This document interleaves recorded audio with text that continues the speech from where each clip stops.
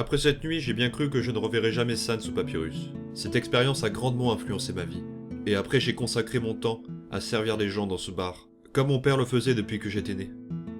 Et puis, 10 ans plus tard, Sans et Papyrus sont soudainement réapparus dans Snowdin. Sans et moi n'avons jamais vraiment reparlé de cette nuit. Mais aujourd'hui, je peux juste me poser cette question. Où étiez-vous, toi et Papyrus, pendant toutes ces années, Sans? Est-ce que vous étiez encore à la rue? Il n'y a pas vraiment grand-chose à dire, Grilms. C'est vraiment une histoire très ennuyante. De plus, je pense que le gamin n'a pas vraiment envie d'écouter une longue et vieille histoire comme celle-là. N'est-ce pas, Frisch? Oh non, petit, tu vas t'y mettre aussi? Bon, écoutez bien, vous deux. J'ai mes raisons pour être resté silencieux à propos de cette histoire. Et honnêtement, je ne l'ai raconté à personne. En majeure partie parce que je n'aime pas vraiment vivre dans le passé. Et aussi parce que je ne veux pas que le passé influe sur ma vie d'aujourd'hui. Et croyez-moi, si vous saviez certains trucs que j'ai faits, je doute fortement que vous seriez capable de me regarder encore de la même façon. Mais si vous voulez vraiment entendre la vérité, il y a une condition que vous devez accepter. Ça y est, c'était la dernière chaussette, Sans. Je savais qu'il avait juste caché cette chaussette en bas des escaliers au lieu de la prendre dans sa chambre. Cette fois, je ne me ferai pas avoir par sa flemmardise. Sans aura juste à ramener sa chaussette rebelle en guise de punition.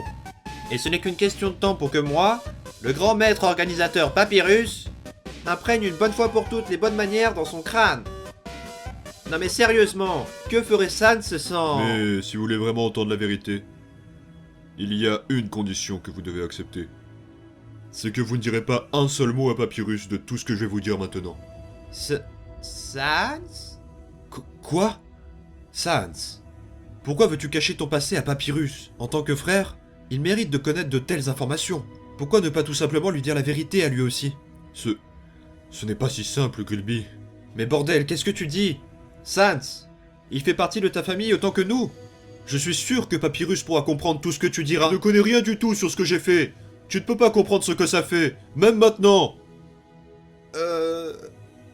Mais merde, je suis désolé, Grilby. Je n'avais pas perdu ma cool attitude comme ça depuis un très long moment. Je peux comprendre ce que tu dis, mais juste que je ne peux pas lui dire. Désolé, poteau. Mais si tu veux entendre quoi que ce soit, j'ai vraiment besoin que tu respectes les conditions. Je vois.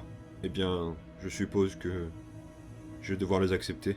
Je ne dirai rien à Papyrus. Si ça va dans votre bon sens à tous les deux, eh bien, alors j'y croirai. Pardonne-moi, Papyrus. Mais je pense que Sans a besoin d'effacer les secrets de son esprit, afin de pouvoir aller de l'avant.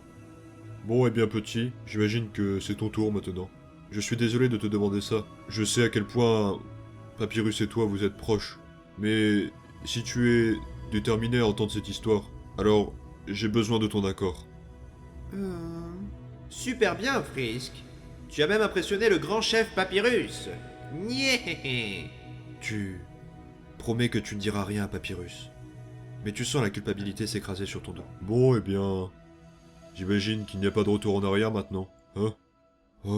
Oh, ok. Je vais vous dire tout ce qu'il y a à savoir.